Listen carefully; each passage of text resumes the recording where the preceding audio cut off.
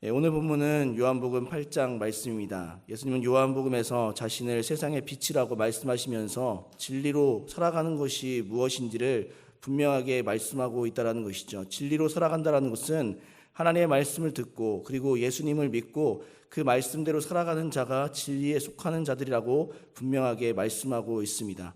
그러면 과연 진리로 살아가는 삶의 구체적인 모습을 예수님은 무엇이라고 말씀하고 있을까요? 바로 오늘 본문 8장 1절로부터 11절까지 있는 말씀을 통해 우리가 진리 가운데 살아가는 것이 무엇인지를 분명하게 말씀해주고 있다는 것이죠. 8장에서 계속 말씀하시는 부분이 무엇이냐면 예수께서 계속 가르치셨다라고 말씀하고 있습니다. 그런데 이 가르치는 중에 이 바리새인과 서기관들이 한 여인을 데리고 왔다라는 것이죠. 이 여인은 어떠한 여인입니까? 3절 말씀을 보시면 이렇게 말씀하고 있다는 것이죠. 서기관들과 바리새인들이 음행 중에 잡힌 여자를 끌고 와서 가운데 세우고 예수께 말하되 선생이여 이 여자가 간음하다가 현장에서 잡혔나이다. 모세는 율법에 이러한 여자를 돌로 치라 명하였거니와 선생은 어떻게 말하겠나이까? 라고 말씀하고 있습니다. 이 여인은 너무나 큰 죄를 지은 여인이라는 것이죠. 이 간음하다 현장에서 잡힌 여인이기 때문에 그렇습니다. 유대인의 율법에서 직결 처형을 하는 죄가 몇 가지가 있는데 그 가운데 들 정도라면 얼마나 큰 죄를 지었다라는 것을 생각해 볼 수 있어야 된다는 것이죠.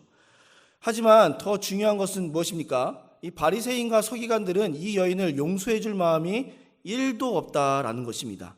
물론 율법을 지키는 것이기 때문에 용서해 주지 않는 것이 옳은 것처럼 보이지만 실상 이들이 용서해 주지 않는 이유는 그들이 더 큰 것을 목표로 삼고 있기 때문에 그렇다라는 것이죠.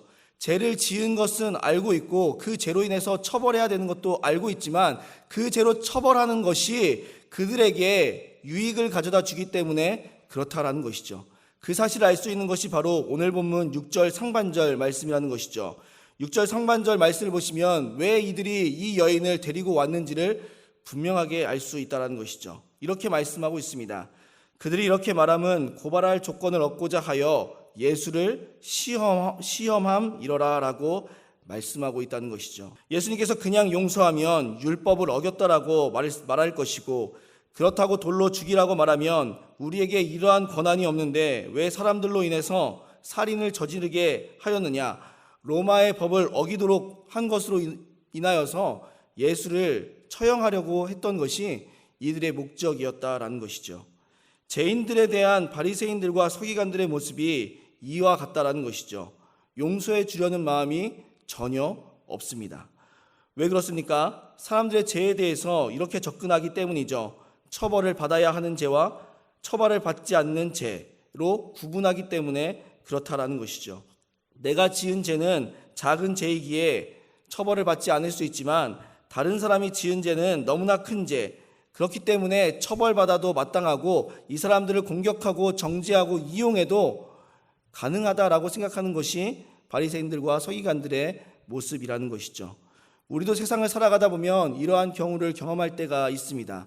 세상에서 많은 사람들은 우리가 지은 죄를 공격하려고 하고 비난하려고 하고 정죄하려고 하지, 그리고 그것으로 이용하여 자신들이 유익을 보려고 하지 절대로 용서하려는 마음을 가지지 않는다라는 것이죠. 그럼 하나님의 입장에서 생각해 본다면 어떨까요? 하나님께서 우리의 죄를 용서해 주시는 분이 아니시라면 하나님께서 세상에 있는 많은 사람들처럼 우리의 죄를 정죄하시고 우리의 죄를 비판하시고 우리의 죄를 공격하시는 분이시라면 우리는 어떠한 삶을 살아갈 수밖에 없을까요? 우리는 비참함 가운데 살아갈 수밖에 없음을 기억해야 된다는 것이죠. 우리가 어떻게 죄를 지으면서도 살아갈 수 있는 것입니까? 그것은 하나님께서 우리의 죄를 정죄하시고 우리를 바로 직결 심판하시는 것이 아니라 우리를 용서하시고 우리를 용납하시기 때문에 그렇다라는 것이죠. 예수님께서 이 땅에 오신 이유도 이와 같다라는 것이죠. 예수님께서 이 땅 가운데 진리로 행하라는 것은 죄인들의 죄를 정죄하고 비판하고 그들을 공격해서 너희가 유익을 삼으라 라고 말씀하시는 것이 아니라 그럼에도 불구하고 죄를 용서하는 삶을 살아가라라고 말씀하고 있다는 것이죠. 그 죄에 대한 반성과 그 죄에서 떠나는 삶을 살아가기를 원하신다라는 것을 생각해 볼 수 있어야 된다는 것이죠. 그러니까 예수님께서 그 여인을 바라보시며 하시는 말씀이 무엇입니까? 오늘 보면 11절 말씀을 보시면 이렇게 말씀하고 있다는 것이죠. 대답하되 주여 없나이다. 예수께서 이르시되 나도 너를 정죄하지 아니하노니 다시는 죄를 범하지 말라 하시니라 라고 말씀하고 있다는 것이죠. 예수님도 우리의 죄를 정죄하지 않으십니다. 우리의 죄를 지적하지 않으십니다. 왜 그렇습니까? 죄인 자신도 자신이 지은 죄가 무엇인지 알고 있기 때문에 그렇다라는 것이죠.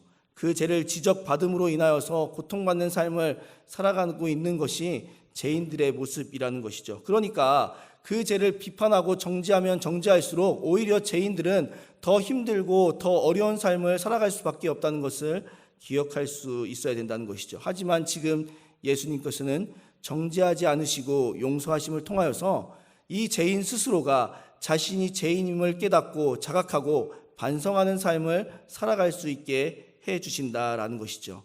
하나님께서 우리의 죄를 용서해 주심도 이와 같다라는 것이죠.